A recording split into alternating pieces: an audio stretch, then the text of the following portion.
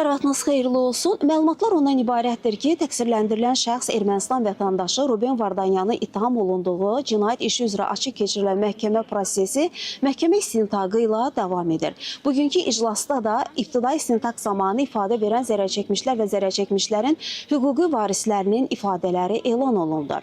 Həmin ifadələrdə bəzi zərərçəkmişlər bildirirlər ki, Ermənistan Azərbaycana qarşı məqsədli şəkildə həyata keçirdiyi mina terroru nəticəsində zərər çəkiblər. İfadələrdə qeyd edirlər ki, torpaqlarımız Ermənistan işğalından azad olunduqdan sonra orada aparılan bərpa quruculuq işlərində çalışıblar və eyni zamanda mina axtarışları ilə məşğul olublar.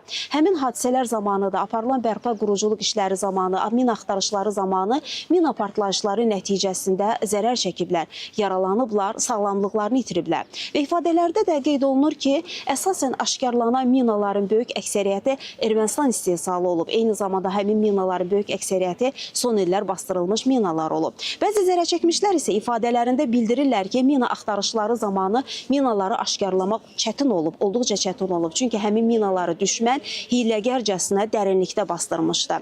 İfadələrdə bəzi zərərçəkmişlər isə Ermənistan Silahlı Qüvvələrinin qalıqları və qanunsuz erməni silahlı dəstələrinin mövqelərimizi iri çaplı silahlarla atəşə tutması nəticəsində zərər çəkdiklərini bildirirlər və xüsusilə də qeyd edirlər ki, düşmənin mina atandan açdığı atəş nəticəsində, mərmilərin partlaması nəticəsində yaralanıblar. Yanlarında olan hadisə zamanı ərazidə olan bəzi vətəndaşlarımız isə həlak olublar, həyatlarını itiriblər. Qeyd edək ki, bir qrup zərər çəkmiş və zərər çəkmişin hüquqi varisi bundan əvvəl məhkəməyə müraciət edərək prosesdə üzürlü səbəblərdən iştirak edə bilmədiklərini, ibtidai istintaq zamanı verdikləri ifadələrini təsdiqlədiklərini və həmin də ifadələrin məhkəmədə elan olunmasını xahiş etmişlər. Məhkəmə tərəfləri dinləmiş və buna etiraz edən olmamışdı və bundan sonra məhkəmə istintaqında həmin ifadələrin elan olunmasına başlanılıb. Məhkəmə prosesi hal-hazırda davam edir və biz xəbərlərin növbəti buraxılışında bugünkü iclasla bağlı tamaşaçılara daha geniş məlumatları çatdırmağa çalışacaq. Hələlik isə bu saata Bakı Məhkəmə Kompleksinə çatdıracaqlarımız bu qədər deyərək sözü yenidən mərkəzə, studiya ötürürük.